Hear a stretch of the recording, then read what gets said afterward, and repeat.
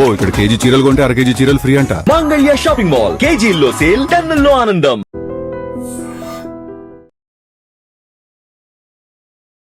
అమెరికాలో అత్యంత విషాదకరమైనటువంటి ఘటన ఒకటి జరిగింది. ఈ మధ్య కాలంలో మనకు తెలుసు కదా, చాలా టైమ్స్ కూడా కొన్ని ఇన్సిడెంట్స్ ఈ మధ్య కాలంలో అమెరికాకి సంబంధించి బయటకు వస్తున్నాయి. అందులో భాగంగానే ఇప్పుడు ఈ ఇన్సిడెంట్ కూడా అనుకోవచ్చు. మన భారత సంతతికి చెందినటువంటి డాక్టర్, అది చిన్నపిల్లల డాక్టర్. ఆమె పేరు వచ్చేసి నేహా గుప్తా. కేవలం 36 సంవత్సరాలు మాత్రమే. అండ్ ఆమెకి 4 ఏళ్ల పాప ఉంది. ఆమె పేరు వచ్చేసి ఆర్య. సో భర్తతోని కొన్ని విభేదాల కారణంగా వీళ్ళిద్దరు కూడా విడాకులు తీసుకున్నారు. ఆ తర్వాత విడివిడిగానే ఉంటున్నారు. ఈమె స్వతహాగా డాక్టర్, అది కూడా చిన్నపిల్లల డాక్టర్ కావడంతో, డాక్టర్స్ అంటే అమెరికాలో మంచిగా సెటిల్ అయి ఉంటారు, బాగుంటారు, మనందరికీ తెలిసిందే. సో భారత సంతతికి చెందిన మహిళ కూడా ఈమె. వీళ్ళిద్దరి మధ్య అంటే భార్యాభర్తల మధ్య మనస్పర్ధలు వచ్చి ఇద్దరు విడిపోయి విడిగా ఉంటున్నారు. అట్లాగే కోర్టులో కేసు కూడా నడుస్తోంది. అదేంటి అనంటే, ఈ పాప సంరక్షణ ఎవరి దగ్గర అనేటువంటిది వీళ్ళిద్దరి మధ్య కోర్టులో ఒక కేసు నడుస్తోంది. దానికి సంబంధించి కూడా ఆమెనేమో పూర్తిగా పాప సంరక్షణ నేనే చూసుకుంటాను, అంటే కస్టడియన్గా నేనే ఉంటాను అనేటువంటిది ఆమె కోరుతోంది. అండ్ అందులో భాగంగా ఒకవేళ మీరు పాపని కస్టోడియన్గా తీసుకుంటే మాత్రం మీ భర్తకి మీరు భరణంగా $76,000 చెల్లించాలని కోర్టు రీసెంట్లీ ఆదేశించింది. అందులో భాగంగానే ఆమె పూర్తిగా ఈ కోర్టు తీర్పు వల్ల ఆందోళన చెందింది అనే ఒక మాట వినిపిస్తోంది. అట్లాగే ఆ తీర్పు వల్ల కూడా ఆమె పూర్తిగా మానసికంగా కుంగిపోయింది అనేటువంటి మాట చెప్తున్నారు. మరి దాని పర్యవసానమే ఈ ఇన్సిడెంటా అనేది ఇప్పుడు పోలీసుల ఎంక్వైరీలో తేలాల్సిన పరిస్థితి. యాక్చువల్లీ ఈమె ఓక్లహామాలో ఉంటుంది. ఆమె క్లినిక్ కూడా అక్కడే, స్వతహాగా డాక్టర్ కాబట్టి వాళ్ళ టైమింగ్స్ కానీ అది కానీ మనందరికీ తెలిసిందే. మొన్న 27వ తారీఖున ఆమె తన పాప ఇద్దరు, ఆర్య, వీళ్ళిద్దరిని తీసుకొని వీళ్ళిద్దరు కూడా ఫ్లోరిడాకి వెళ్ళిండ్రు. హాలిడే కోసమని ఫ్లోరిడాకు వెళ్ళినామని పోలీసుల విచారణలో ఇప్పుడు నేహా గుప్తా చెప్పింది.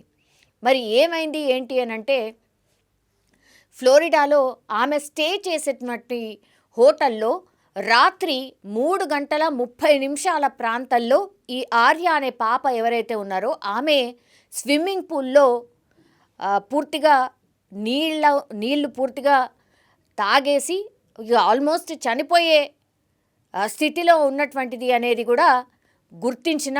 ఆ తర్వాత నేనే నా పాపని బయటికి తీసిన తర్వాత ఆమెని లేపడానికి ట్రై చేశాను, ఆమెను స్పృహలోకి తెచ్చే ప్రయత్నం చేశాను. స్విమ్మింగ్ పూల్లో ఎలా పడింది ఏంటి అనేది కూడా నాకు కూడా అర్థం కాలేదు. ఇట్లాంటి విషయాలన్నీ కూడా పోలీసులకు చెప్పడం జరిగింది. 10 నిమిషాలు నేను పూర్తిగా మా అమ్మాయిని స్విమ్మింగ్ పూల్లో పడి ఉండడాన్ని చూసి నేనే షాక్ అయిపోయాను. ఆమెను వచ్చి నేను కాపాడే ప్రయత్నం చేసిన 10 నిమిషాలు నేను ట్రై చేసిన, నేను కూడా డాక్టర్నే కాబట్టి ట్రై చేసిన, ఎంతకి కూడా నా పాప స్పృహలోకి రాలేదు. అందుకని మీకు డయల్ చేశాను. 911 అనేది అక్కడ పోలీసులకు డయల్ చేసేటటువంటి నంబర్. దెన్ వెంటనే నేను మీకు డయల్ చేశాను. ఆ తర్వాత మీరు వచ్చిండ్రు, జరిగింది ఇది అని నేహా గుప్తా పోలీసులకైతే చెప్పింది.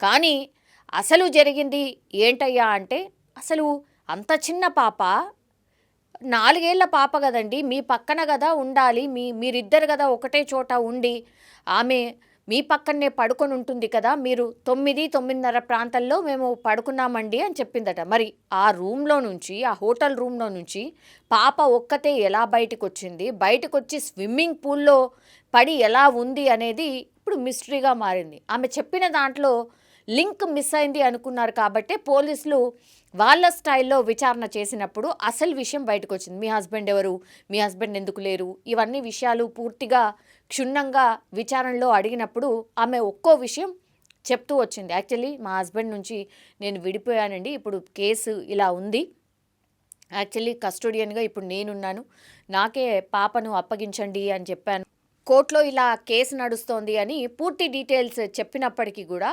పాప హోటల్ రూమ్లో మీతో పాటు ఉండాలి కదా, ఎందుకని లేదు, స్విమ్మింగ్ పూల్లో ఎలా పడింది అనేది క్వశ్చన్ చేసినప్పుడు హోటల్లో పూర్తి స్థాయిలో సీసీ కెమెరాస్ అవన్నీ ఉంటాయి కాబట్టి యాక్చువల్లీ ఆమె హోటల్ రూమ్ నుంచి తీసుకొచ్చేటప్పటికే పాప స్పృహలో లేదు.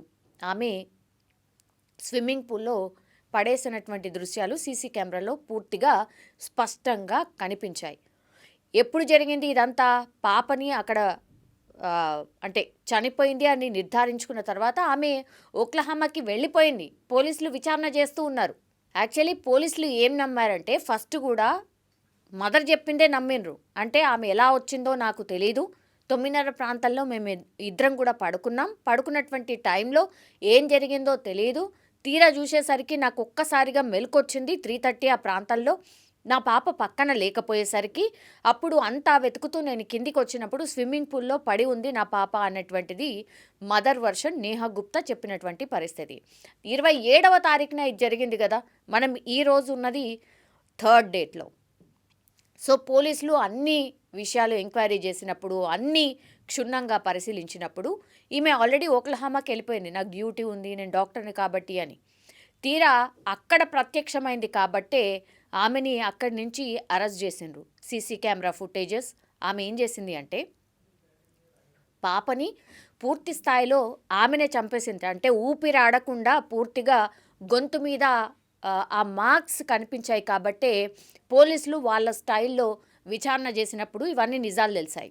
స్విమ్మింగ్ పూల్లో పడి ఉన్నటువంటి ఆ పాపను చూసిన తర్వాత ఆ బాడీలో అన్ని క్షుణ్ణంగా పరిశీలిస్తే ఇక్కడ మాత్రమే మెడ దగ్గర పూర్తిగా ఘాట్లు కనిపించాయి. అంటే మెడ భాగాన్ని మనం ప్రెస్ చేస్తే ఆ హ్యాండ్స్కి సంబంధించిన మార్క్స్ ఉండిపోతాయి కదా, అట్లా ఆ మార్క్స్ ఉండిపోయినాయి.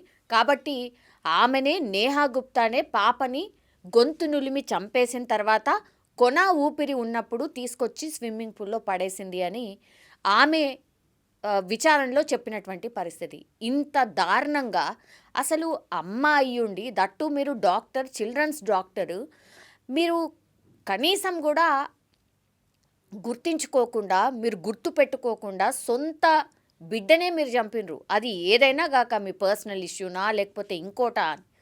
చిల్డ్రన్స్ డాక్టరు, మీ దగ్గర కొన్ని వందల మంది పిల్లలు రోజు వచ్చి ఆడతారు, పాడతారు, ఆ తర్వాత మీరు వాళ్ళకి ట్రీట్మెంట్ చేస్తూ ఉంటారు. అట్లాంటి వాళ్ళని మీరు ట్రీట్ చేసినటువంటి డాక్టర్ మీరు సొంత పాపని మీరు చంపుకుంటున్నారంటే, సొంత పాపను మీరు చంపారు అని అంటే అసలు మీరు ఏమనుకోవాలా? అసలు డాక్టర్ చదివినట్టా చదవనట్టా? అసలు ఏం చదువు అది? చదువు ఓన్లీ కేవలం మీరు డాక్టర్ వృత్తిని మాత్రమే జయించారు కానీ పర్సనల్ లైఫ్లో మీరు పెద్ద జీరో అన్నట్టు లెక్క. ఏమవుతుంది? కస్టోడియన్గా మీరుంటే ఏమవుతుంది? మీ సొంత పాపనే కదా. కోర్టు తీర్పు ఏమన్నా ఇచ్చుగాక కొన్ని రోజుల తర్వాత మారుతుంది కదా. మీరు డాక్టరే కదా, మీరు వృత్తిలో ఉన్నారు కదా, దానికంటే మించి ఏముంటుంది? పిల్లల కంటే మించి ఏముంటుంది మీకు? ఇంకా నెక్స్ట్ అసలు మీరు ఎవరి గురించి ఆలోచిస్తారు? ఇదంతా ఎలా చేయబుద్దయింది? మీ పాప గొంతుని నిలిమేటప్పుడు మీకు ఇవన్నీ ఏమి గుర్తు రాలేదా? ఇట్లా నెటిజన్స్ అందరూ కూడా కామెంట్ చేస్తున్నటువంటి పరిస్థితి. నేహా గుప్తా డాక్టర్ అయ్యుండి కూడా సొంత పాపనే చంపుకుంది, అది కూడా చిల్డ్రన్స్ డాక్టర్ అయ్యుండి సొంత పాపని చంపుకుంది. ఈ మధ్య కాలంలో ఎన్ని ఇన్సిడెంట్స్ జరుగుతున్నాయి, ఇట్లా తల్లులు పిల్లల్ని ఎట్లా చంపగలుగుతున్నారు అర్థం కావట్లేదు అనేది కూడా ఈ మధ్య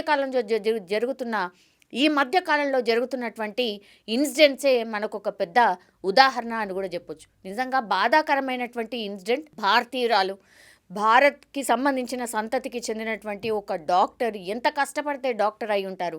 అక్కడికి వెళ్ళి మీ లైఫ్లో సక్సెస్ కావాల్సింది పోయి సొంతంగా మీరు కూతుర్నే చంపుకున్నారు అని అంటే ఇక ఎంత ఘోరం అది. ఇక దీని అంటే మాటలకి అందని విషాదమని చెప్పొచ్చు. నిజంగా ప్రస్తుతం ఉన్నటువంటి సమాజం దేనికి ప్రయారిటీ ఇస్తుంది?